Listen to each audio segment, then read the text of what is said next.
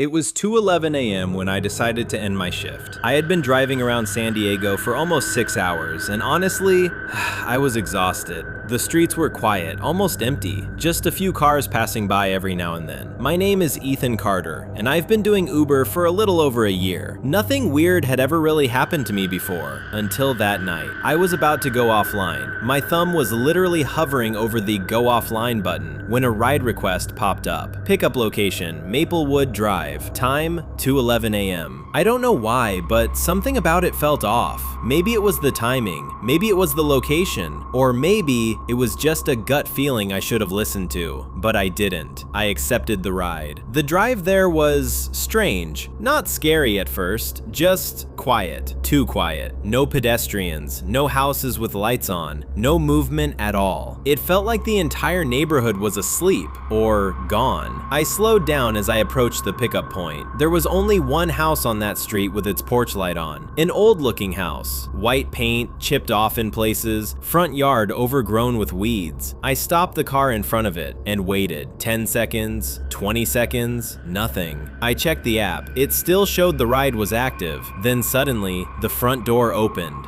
very slowly. A man stepped out. He looked normal, mid-30s maybe, wearing a gray hoodie and jeans, but something about the way he moved, it felt off, like his movements were slightly delayed. He walked toward the car, opened the back door, and got in, without saying a word. "Hey," I said casually. "Where to?" No response. I glanced at him through the rearview mirror. He was just sitting there, looking down at something in his hands. I thought maybe he was on his phone, so I shrugged it off and started driving. A few seconds later, the GPS loaded the destination, Riverside Highway. That was weird. It's not a place people usually go at that time. It's basically just a long stretch of empty road surrounded by nothing. "Late night drive, huh?" I joked. Still no response. That's when I noticed something. He wasn't using a phone. He was just holding something. A black object, small, rectangular. I couldn't see it clearly, but it didn't look like a phone. The air inside the car suddenly felt colder. I turned down the AC, but it didn't change anything. I don't know why, but I started feeling uncomfortable, like I wasn't alone. Not just with a passenger, but with something else. Something I couldn't see. About 5 minutes into the drive, my phone buzzed. I glanced at it. It was a notification from the Uber app.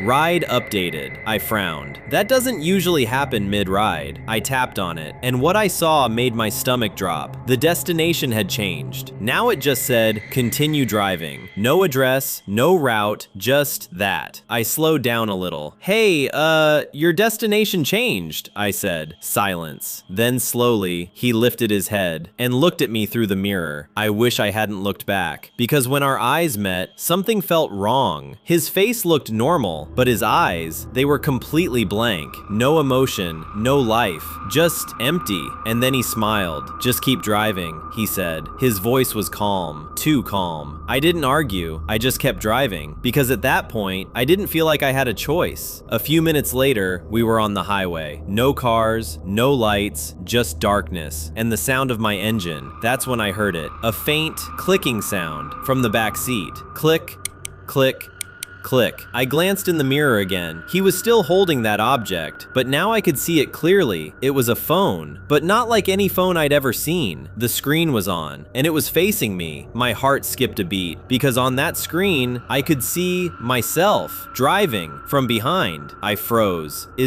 Are you recording me?" I asked. No answer. The clicking sound continued.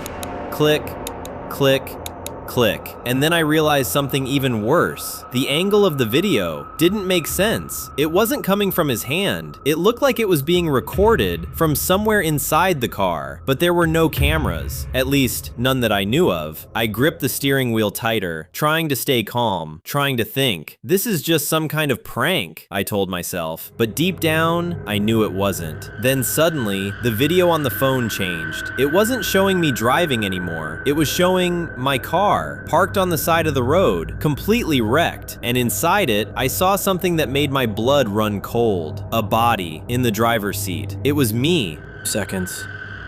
I just stared at the phone screen. The image was clear. Too clear. My car, completely destroyed. Front smashed in, windshield shattered. And inside, My body slumped over the steering wheel, blood everywhere. No, I whispered. This isn't real. I shook my head and forced myself to look back at the road. Hey, what the hell is that? I said, my voice shaking now. Still, no response. The clicking sound stopped. I slowly looked in the mirror again. He was staring straight at me, not blinking, not moving, just watching. Turn around. His voice was low, cold. What? I asked. Turn the car around. I hesitated.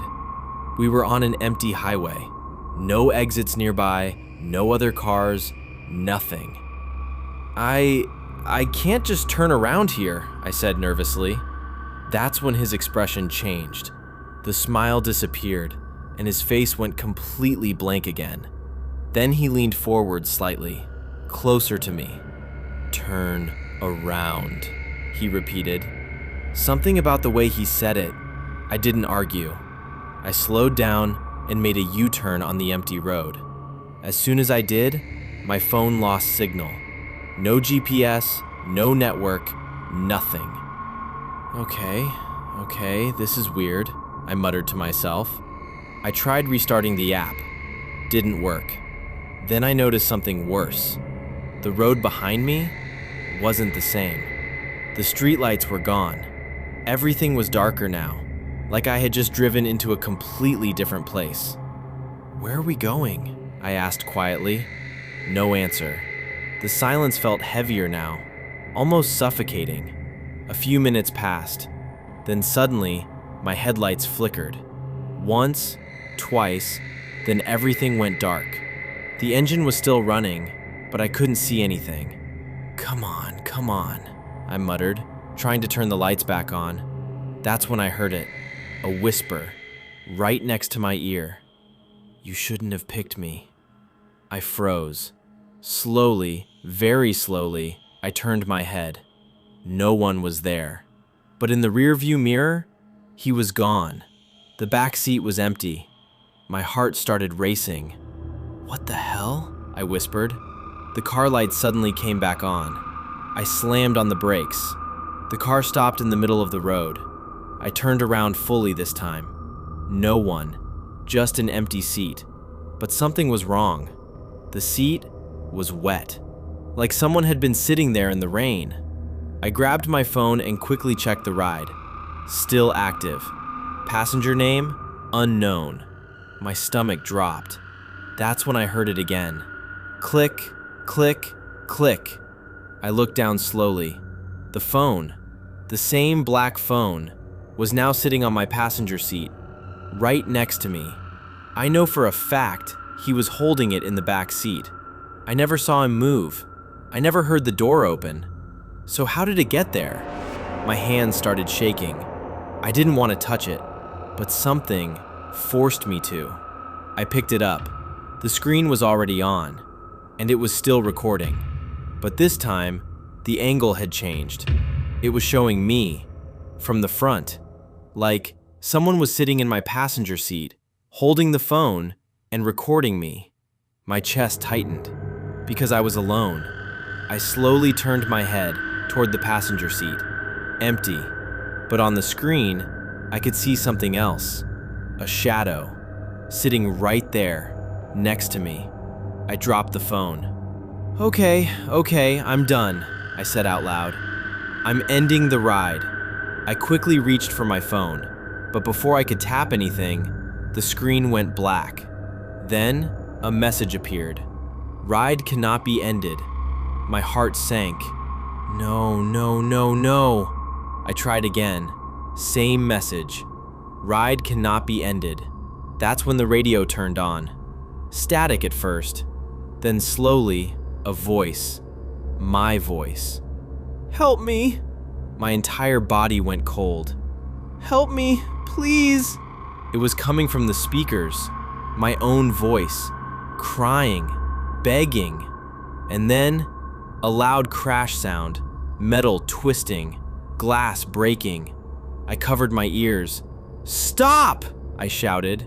Suddenly, everything went silent again. No radio, no sound, just my breathing.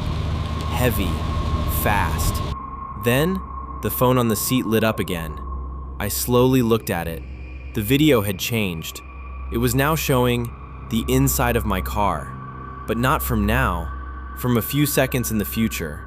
I watched as the future me in the video looked terrified. Then suddenly, something grabbed him from the passenger seat, dragging him out of the car. I froze because, in real life, I felt something touch my arm, heavier.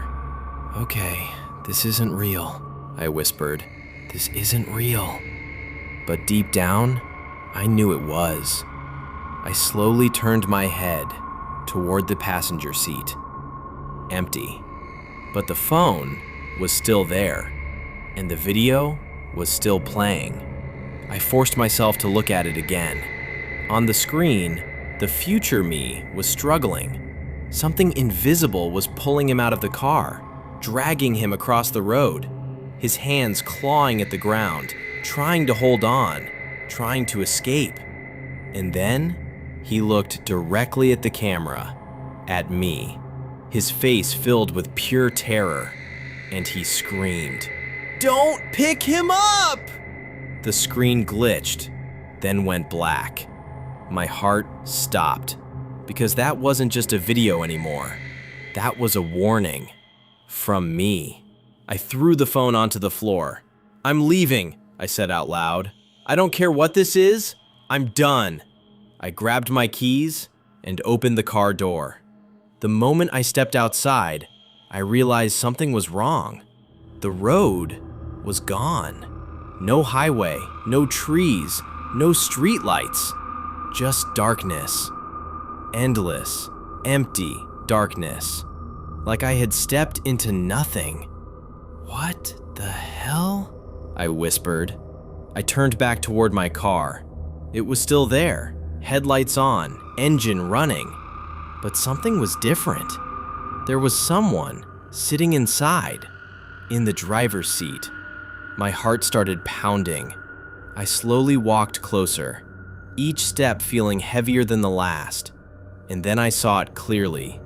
It was me, sitting in my own car, hands on the steering wheel, staring straight ahead, not moving, not blinking, just sitting there. I stumbled back.